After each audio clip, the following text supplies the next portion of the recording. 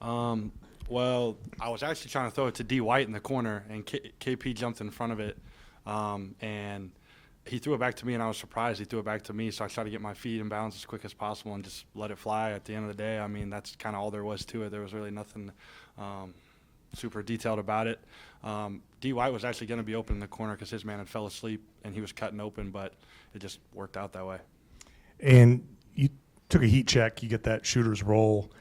It seemed like your teammates kind of – I saw a lot of people laughing and – like, what was that? What was that like? What were they laughing at? Were they laughing at the fact that you took the shot or the fact that it went in like that? Probably a little bit of both. Like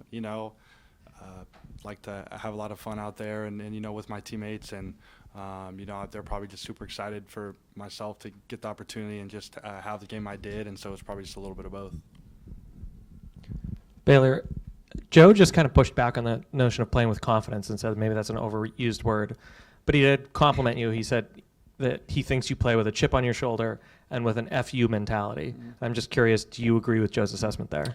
Yeah, I'd agree with that. I think, you kind of have to have that mentality to make it, in this league with a lot of talented players. And, every time I step out on that court, I'm trying to go, 110% and play as hard as I can regardless of the score or who we're playing, and just try to put my best foot forward every single time. Baylor, obviously, that was a career high for you, and you're getting hype up after all these shots, the FU mentality that was just mentioned.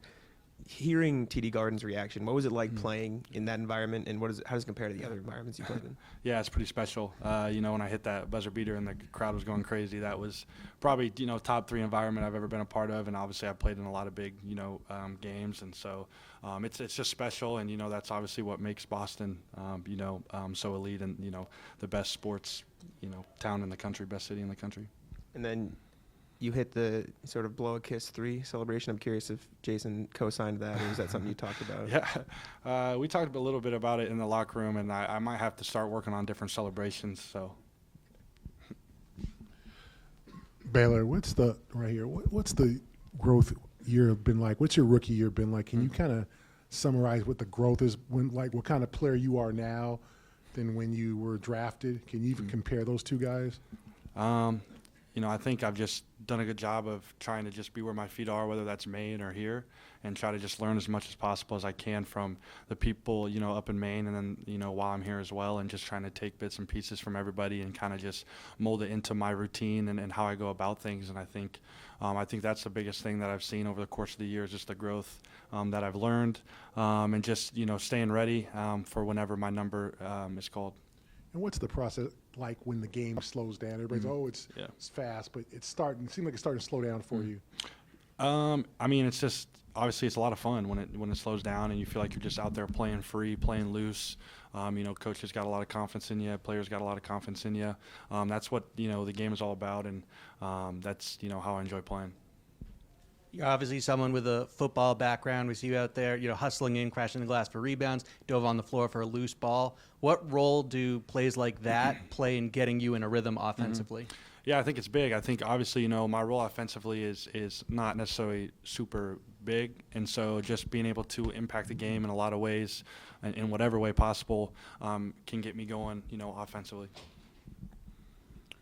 So the play with Kristaps, that wasn't designed. No. Okay. Yeah.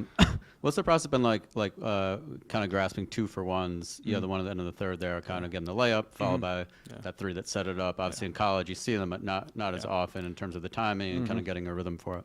Yeah, I think, kind of what I talked about earlier of just learning and growing in that area, and that's one thing that, we stress a lot is winning those 2-for-1s at the end of quarters.